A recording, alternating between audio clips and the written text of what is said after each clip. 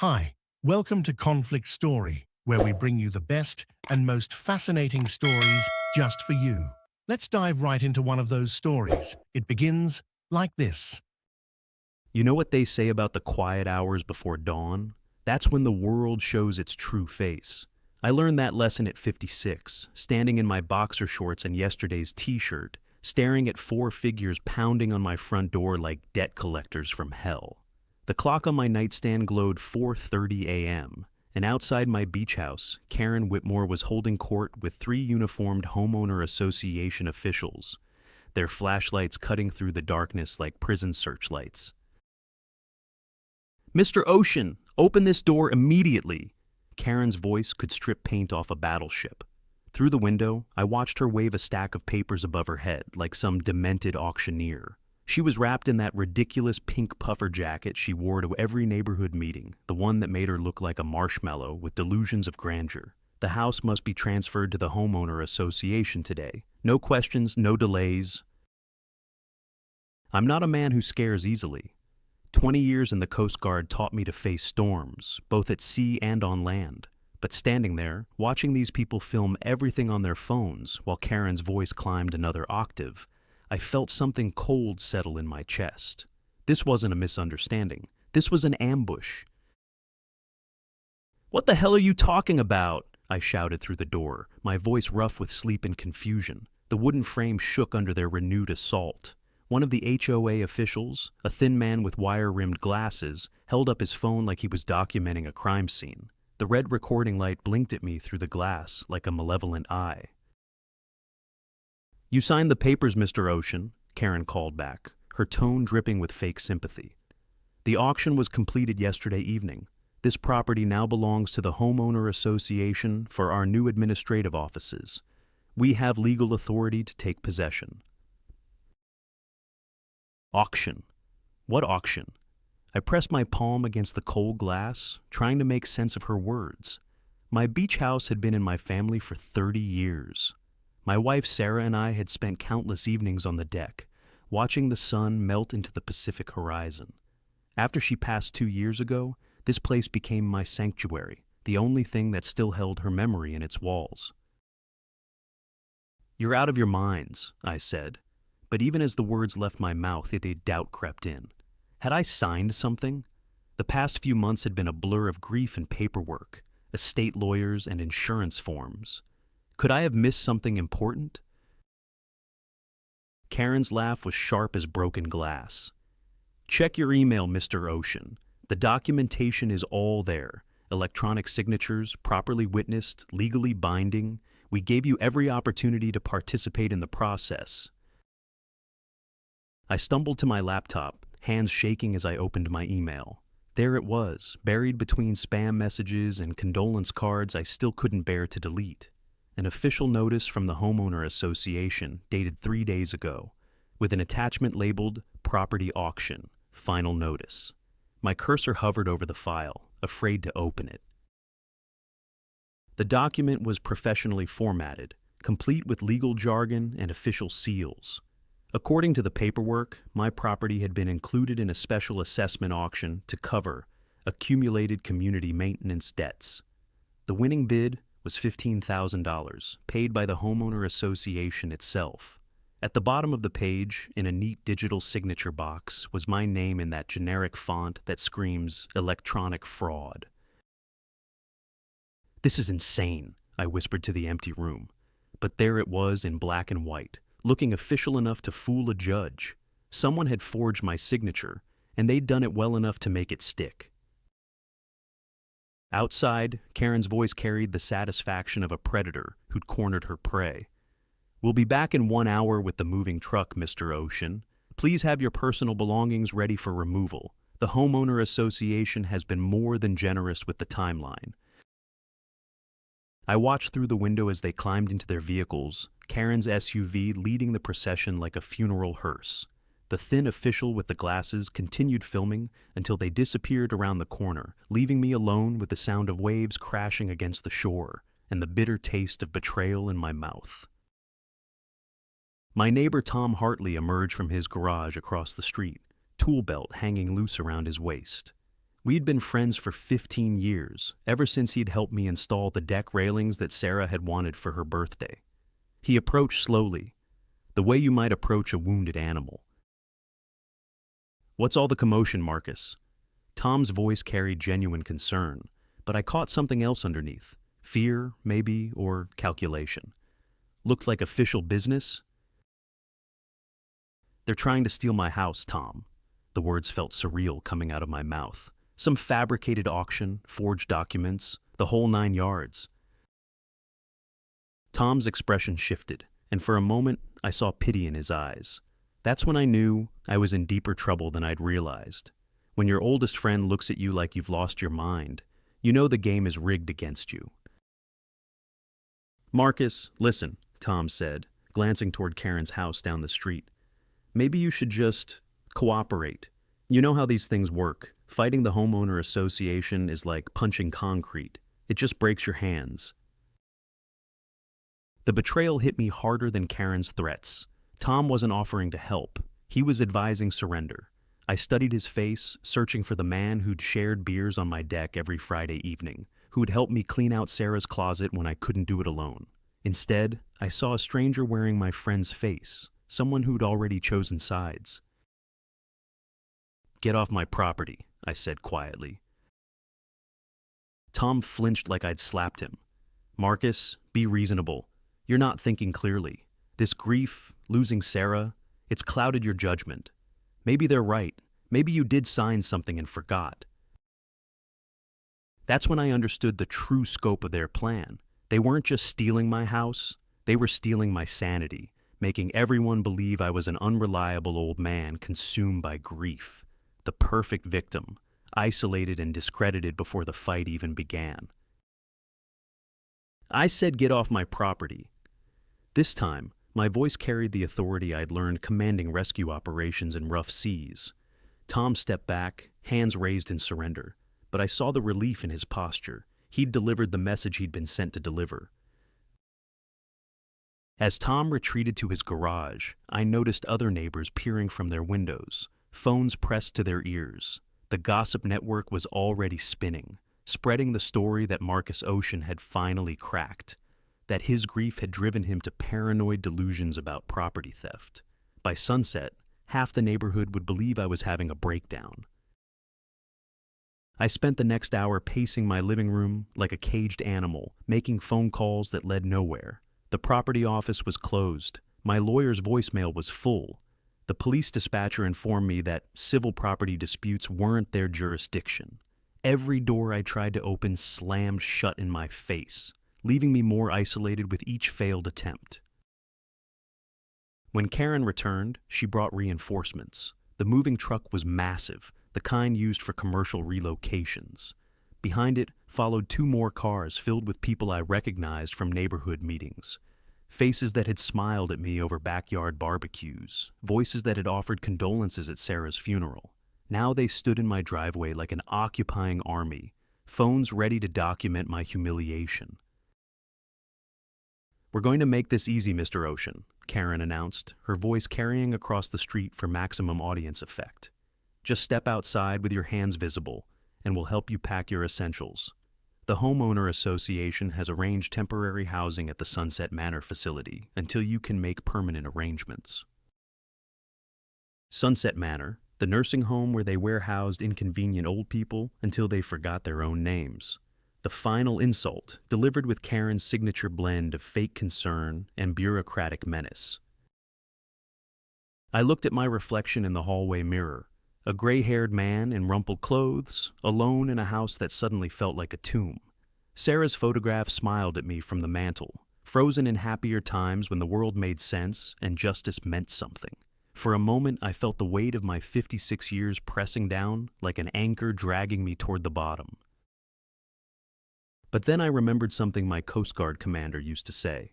"The ocean doesn't care about your feelings, Ocean. It only respects your actions."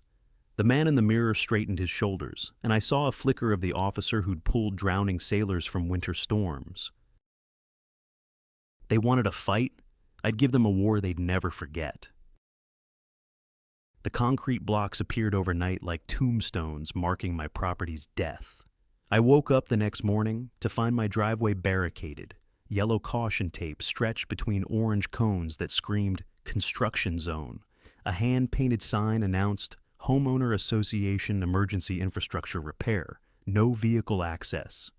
Karen had turned my own driveway into a prison. I stood at my kitchen window, coffee growing cold in my hands, watching Tom Hartley pretend to check his mailbox while stealing glances at the barricade. When our eyes met through the glass, he looked away fast, like a man caught counting blood money. The betrayal cut deeper each time I saw it, a wound that wouldn't stop bleeding. Clever little witch, I muttered, studying Karen's handiwork. She'd effectively trapped me without technically violating any laws. Emergency infrastructure repair was legitimate homeowner association business. Even if the emergency was fabricated, I couldn't drive out, couldn't have visitors drive in, couldn't even get my trash to the curb. She was slowly suffocating me, and everyone in the neighborhood was pretending not to notice. My phone buzzed with a text from an unknown number. Check the community forum. Your neighbors deserve to know the truth. A friend? The message included a link to our neighborhood's online discussion board, a digital cesspool where Karen held court like some suburban dictator. The forum post hit me like a punch to the gut. Concerned resident alert, property dispute escalates. Below the headline was a photo of me from yesterday morning, looking wild-eyed and desperate in my boxer shorts and t-shirt. The caption read, "Local resident Marcus Ocean refuses to comply with legal property transfer, displays erratic behavior consistent with grief-induced mental health crisis." The comments section was a feeding frenzy. I always thought he was unstable after his wife died. Someone should do a wellness check. Poor man needs professional help, not enabling. Each post was a nail in the coffin of my reputation, carefully crafted to paint me as a dangerous, delusional old man. But it was the final comment that made my blood run cold. It was from Tom Hartley. "I've been friends with Marcus for years. This behavior isn't normal for him. I'm worried he might hurt himself or others. Maybe it's time to involve social services." I stared at the screen until the words blurred together. Tom wasn't just abandoning me, he was actively building the case for my involuntary commitment. One phone call to Adult Protective Services, a few concerned neighbor testimonials, and I'd find myself in a psychiatric hold while Karen waltzed into my house with a locksmith. The doorbell rang, sharp and insistent. Through the peephole, I saw a young woman in a crisp business suit, clipboard in hand, official smile plastered across her face. Behind her stood a uniformed security guard, hand resting casually on his radio. "Mr. Ocean, I'm Rebecca Chen from the County Assessor's Office. We need to discuss some irregularities with your property documentation." I kept the chain lock engaged, speaking through the crack. "What kind of irregularities?" "There seems to be some confusion about the ownership status of this address. We have conflicting paperwork that needs to be resolved immediately." She held up a thick manila folder. "I'm sure we can clear this up quickly if you'll just let us inside to review the documents." The security guard shifted his weight, and I caught the outline of handcuffs on his belt. This wasn't a routine visit. It was another piece of Karen's chess game. If I refused to cooperate, they'd label me uncooperative and potentially dangerous. If I let them in, they'd find some reason to declare my residence unsafe or illegal. "Come back with a warrant," I said, closing the door. Through the window, I watched Rebecca Chen make notes on her clipboard while speaking into her phone. The security guard took photos of my house from multiple angles, the same way crime scene investigators document evidence. They were building a file, creating an official paper trail that would justify whatever came next. That afternoon, the psychological warfare escalated. A city inspector arrived to examine the structural damage to my driveway, spending 2 hours taking measurements and photographs of non-existent cracks. A gas company truck parked outside my house for 40 minutes, while the driver made official-looking phone calls, creating the impression of safety violations that required immediate attention. Each visit was carefully orchestrated to look legitimate while serving Karen's ultimate purpose: establishing a pattern of official concern that would justify emergency intervention. She was painting me as a dangerous hoarder living in an unsafe structure, too mentally unstable to make rational decisions about his own welfare. The isolation was working. My landline had been mysteriously disconnected for maintenance, and my cell phone showed no signal bars despite perfect weather. Karen had somehow managed to cut my communications, leaving me stranded in my own home like a castaway on a digital island. But isolation cuts both ways. That evening, while watching the sunset paint the ocean in shades of gold and crimson, I remembered something Sarah used to say. When they corner you, Marcus, remember that cornered animals are the most dangerous. She'd been talking about office politics at her teaching job, but the principle applied to suburban warfare just as well. I pulled out my old laptop, the one I'd used for Coast Guard reports back when dinosaurs roamed the earth. It was too ancient for modern surveillance, too obsolete for Karen's tech-savvy son to monitor. If she wanted to play digital games, I'd remind her that some of us learned to fight before the internet was invented.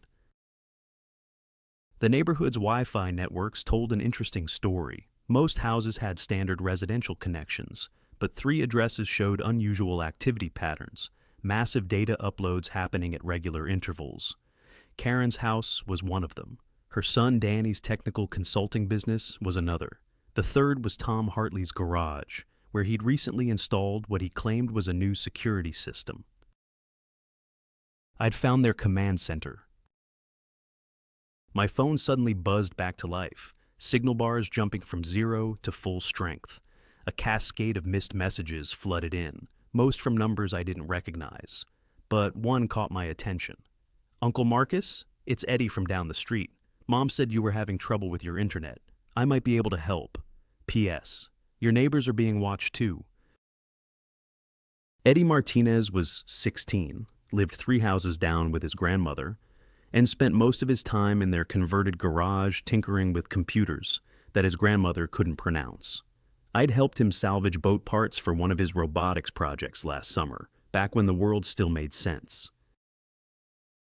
20 minutes later, Eddie appeared at my back door like a digital ghost, laptop bag slung over his shoulder, and the kind of grin that suggested trouble was brewing.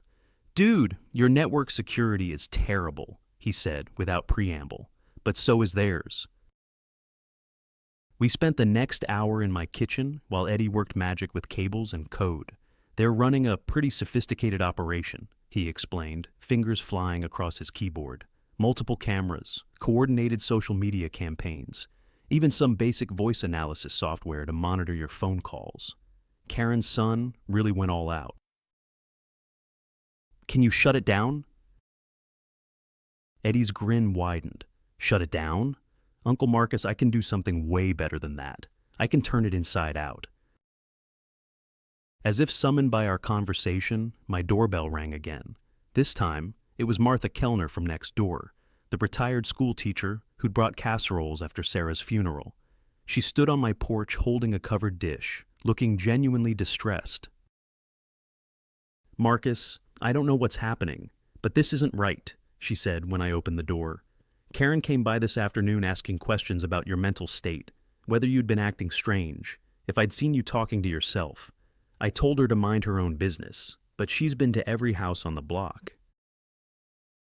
The casserole dish trembled in her hands. "She's building some kind of case against you, and people are scared to get involved. But I remember what you did for the Henderson family when their house flooded. You're a good man, Marcus Ocean, and good men don't deserve to be hunted like animals." For the first time in days, I felt something other than rage or despair. Martha's words reminded me that not everyone had been infected by Karen's poison. Some people still remembered the difference between right and wrong. "What can I do to help?" she asked. I looked past her to Eddie, who was holding up his laptop screen with something that looked like a network diagram. Multiple connection points blinked across what appeared to be a map of our neighborhood. He'd found their entire surveillance network, every camera, every microphone, every digital tripwire they'd set around my property. "Actually, Martha," I said, feeling the first smile I'd managed in days creep across my face, "there might be something we can all do.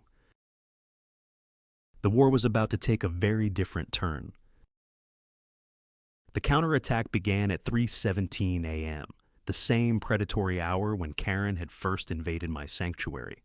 While she slept peacefully in her suburban fortress, Eddie Martinez was executing a digital masterpiece that would have made my old Coast Guard intelligence officers weep with pride. "Showtime," Eddie whispered, hitting the enter key with theatrical flourish.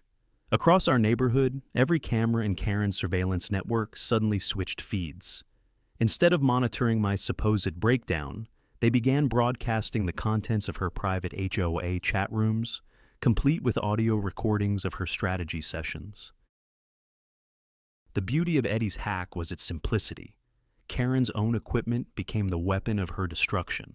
Every neighbor who'd installed her community safety cameras suddenly had front row seats to the truth. Her voice, crystal clear and utterly damning, filled living rooms across 6 city blocks. "The old fool doesn't suspect anything," Karen's recorded voice announced to her digital audience. "By Friday, we'll have him declared incompetent and moved into Sunset Manor. The property transfer will be complete, and our new HOA offices will have prime beachfront real estate for practically nothing."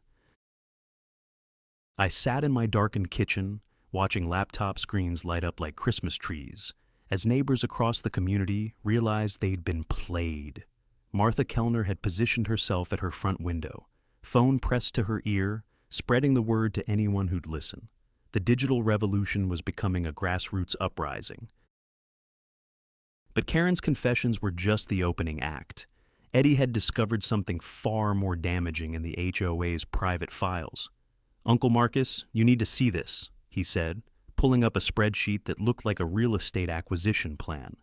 "She's not just after your house. Look at these addresses." The list contained 14 properties, including Tom Hartley's garage workshop and Martha's garden cottage. Each entry had detailed notes about the owner's vulnerabilities: recent deaths in the family, financial difficulties, medical problems, isolated elderly residents. Karen had been systematically identifying targets for her fraudulent auction scheme, planning to expand the HOA's holdings, one forged signature at a time. "She's been running this scam for months," Eddie continued, scrolling through email chains between Karen and her son, Danny. "They've got a whole business model worked out. Identify vulnerable homeowners, fabricate legal documents, use social pressure, and fake mental health concerns to prevent resistance." The psychological profile they had built on me was particularly detailed. They'd noted Sarah's death, my isolation, my reluctance to engage with neighborhood politics. I'd been marked as the perfect victim, emotionally compromised, socially disconnected, unlikely to mount effective resistance. They'd miscalculated badly. By dawn, the neighborhood was buzzing with activity unlike anything we'd seen since the hurricane of '98. People who hadn't spoken to each other in years were gathered in impromptu groups, sharing stories and comparing notes. Tom Hartley stood in his driveway looking like a man who'd awakened from a fever dream, finally understanding how close he'd come to losing everything. But Karen wasn't finished. When she realized her surveillance network had been compromised, she escalated to direct action. At 8 a.m. sharp, she arrived with a convoy that would have impressed a military dictator: 2 moving trucks, 6 homeowner association officials, a security team, and what appeared to be a film crew documenting her heroic intervention in a mental health crisis. "Mr. Ocean," she announced through a bullhorn that could have awakened the dead, "by the authority vested in me by the Homeowner Association Emergency Response Protocol, I'm ordering you to evacuate this property immediately. Your erratic behavior poses a danger to community safety." I stepped onto my front porch, no longer the confused man in boxer shorts she'd terrorized days earlier. I'd shaved, dressed in my best Coast Guard dress shirt, and pinned my service ribbons to my chest. If Karen wanted theater, I'd give her a performance she'd never forget. "Karen Whitmore," I said, my voice carrying across the street without electronic amplification. "I formally reject your fraudulent claims and demand you remove your equipment from my property immediately." Her bulldozer smile faltered slightly, but she recovered quickly. "Sir, you're clearly experiencing a mental health emergency. Please don't make this harder than it needs to be." That's when Martha Kellner emerged from her house, followed by Eddie and his grandmother, the Patels from the corner house, old Mr. Richardson with his veteran's cap, and a dozen other neighbors I'd thought had abandoned me. They formed a protective line between Karen's convoy and my front steps, a human wall of suburban defiance. "The only mental health emergency here," Martha announced, "is your delusion that you can steal people's homes through forged documents and psychological manipulation." Karen's face went through several interesting color changes as she realized the game had shifted. Her carefully orchestrated documentation was supposed to show an isolated, unstable homeowner being gently removed for his own protection. Instead, she was facing an organized community resistance that looked suspiciously like a neighborhood lynching. But the real masterstroke was yet to come. Eddie had been busy overnight, and his technical wizardry extended far beyond simple surveillance hacks. While Karen had been planning her grand finale, he'd been preparing a digital trap that would make her own schemes look like amateur hour. "You want documentation, Karen?" I called out, holding up a tablet that Eddie had prepared. "Let's start with the real property records, the ones that show you've never owned legal title to any of the properties you've been claiming. Then we can move on to the forged signatures, the fabricated auction documents, and the psychological manipulation campaigns." I pressed play on a video file that showed Karen and Danny in their kitchen, discussing the fine points of digital signature fraud while eating breakfast. Eddie had turned their own surveillance equipment against them, recording hours of incriminating conversations that would have sent them both to prison for decades. "Of course," I continued, watching the blood drain from Karen's face. "We could always discuss this privately. You remove your equipment, return any fraudulent documents, and disappear from my property permanently. In exchange, maybe this evidence doesn't find its way to the district attorney's office." The silence that followed was broken only by the distant sound of waves against the shore and the quiet hum of Eddie's laptop, uploading everything to multiple cloud servers as insurance against retaliation. Karen's security team began looking around nervously, suddenly aware that they were being filmed by dozens of phones held by increasingly hostile neighbors. The moving truck drivers shut off their engines and climbed down from their cabs, clearly unwilling to participate in what was obviously criminal activity. "This isn't over," Karen snarled, but her voice had lost its commanding authority. She sounded like what she'd always been beneath the bureaucratic bluster, a small, frightened woman who'd built her identity on bullying people weaker than herself. "Actually, it is," I replied. "Pack up your toys and go home, Karen. The neighborhood watch is under new management." The retreat was swift and humiliating. Karen's convoy departed like defeated invaders, leaving behind only the concrete blocks that had served as my prison. Tom Hartley appeared with a crowbar and a sheepish expression, helping to clear the barricade while muttering apologies I wasn't ready to accept. That evening, as the sun painted the Pacific in familiar shades of gold and crimson, I sat on my deck with a beer and surveyed my kingdom. The house was still mine. The neighborhood was finally quiet, and for the first time in weeks, I felt like I could breathe freely. Eddie joined me with a soda and his laptop, still monitoring various networks to ensure Karen didn't attempt any digital revenge. "So, what happens now?" he asked. I watched a pelican dive for fish in the shallows, thinking about Sarah and the life we'd built together in this small corner of paradise. "Now we keep watching," I said. "Because people like Karen don't disappear just because they've been caught. They regroup, find new victims, perfect their techniques." The war was over, but the vigilance would never end. I'd learned that suburban peace was fragile, maintained only by the willingness of good people to stand up when evil wore a smile and carried a clipboard. But tonight, at least, the good guys had won. And sometimes, in this complicated world, that has to be enough. As the stars emerged over the Pacific, I raised my beer in a silent toast to Sarah, knowing she would have been proud of the fight I'd finally learned to finish. The ocean doesn't care about your feelings, but it sure as hell respects your actions. Karen Whitmore had learned that lesson the hard way.